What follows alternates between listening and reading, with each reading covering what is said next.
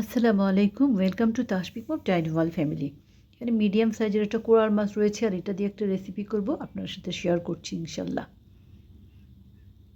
মাছটা ভালো করে আমি কেটে বেছে পরিষ্কার করে নিয়েছি, আর রেগুলার সাইজ করেছি, খুব একটা বড় করি নেই। বেসিক্যালি কোরাল মাছটা কিন্তু সি ফিশ। বিসমিল্লাহির রহমানির রহিম।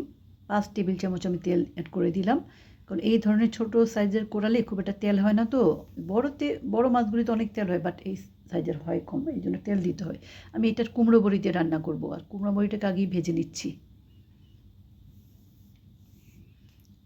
আমাদের বাড়িতে খুব একটা কুমড়ো বড়িটা লাইক করে না, বাট আমার অনেক পছন্দ, এই জন্য আমি নিউ মার্কেট থেকে নিয়ে এসেছিলাম। এবং মাঝে মাঝে আমি দিয়ে দিয়ে এদেরকে অভ্যাস করছি খাওয়ানোর। আমি অনেক কিছুর সাথে, যে কোনো মাছের সাথে দিয়ে খাই, সবজির সাথে দিয়ে খাই, আমার ভালো লাগে। আমি কড়া করে ভেজে নিচ্ছি, কারণ অনেক সময় কুমড়ো বড়িটা ভেঙে যায়।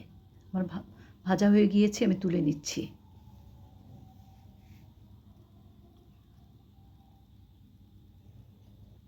ওই তেলের মধ্যে আমি 1/2 চা চামচ গোটা জিরে দিয়ে দিলাম। আমি কিন্তু প্রচুর পরিমাণে জিরা খাই। 4টা পেঁয়াজ আর 2টা কাঁচামরিচ চিড়ে দিয়ে দিলাম। আর মাছে আমি সবসময় বাগারে একটু জিরের ফোড়ন দিই। 1 চা চামচ আদা বাটা, 1 চা চামচ রসুন বাটা অ্যাড করে দিলাম। দিয়ে কাঁচা গন্ধটা চলে যাওয়া পর্যন্ত আদা রসুন আমি ভেজে নেব। ইন্ডিয়ানরা এই মাছটাকে আবার ভেটকি মাছও বলে, আমাদের দেশে অবশ্য কোরালি বলে। স্বাদ মতো লবণ দিয়ে দিলাম।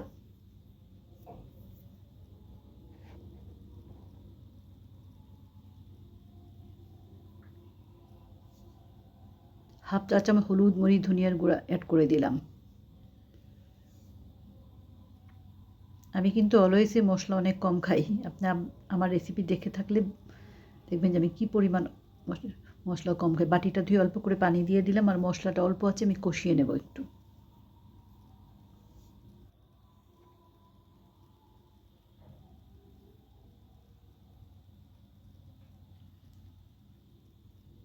মশলাটা আমার কষানো হয়ে গিয়েছে, আমি মাছটা অ্যাড করে দিলাম। মাছটাও আমি একটু কষিয়ে নেব।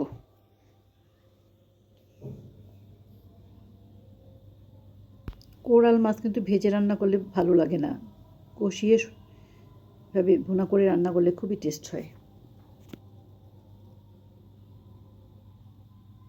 উল্টে পাল্টে দিচ্ছি। মাছটা কিন্তু অনেক নরম, আর এটা ভেঙে যেতে পারে, এর জন্য কষিয়ে নিচ্ছি আগে একটু। 2-3 মিনিটের জন্য ঢেকে দিলাম।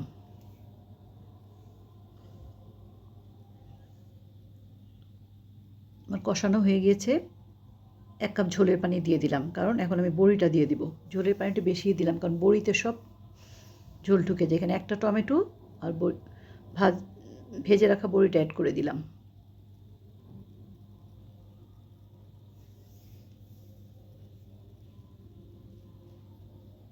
এত ঝোল দেখা যাচ্ছে না, পরে একেবারেই থাকবে না, সব বড়ির ভিতরে ঢুকে যাবে ঝোল। আমি ঢেকে রান্না করছি।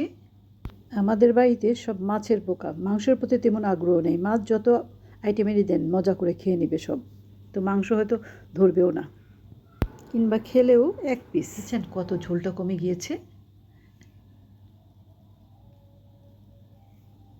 আমি 1/2 চা চামচ জিরার গুঁড়ো অ্যাড করে দিলাম। হয়তো ধনিয়া পাতা থাকলে ধনিয়া পাতা দিতাম, যেহেতু আমি ধনিয়া পাতাটা এখন অ্যাভয়েড করছি। আলহামদুলিল্লাহ, আমার রান্নাটা কমপ্লিট, আমি সার্ভ করে নিয়েছি। Thank you so much for watching. See you next time in next video ইনশাল্লাহ। আল্লাহ হাফেজ।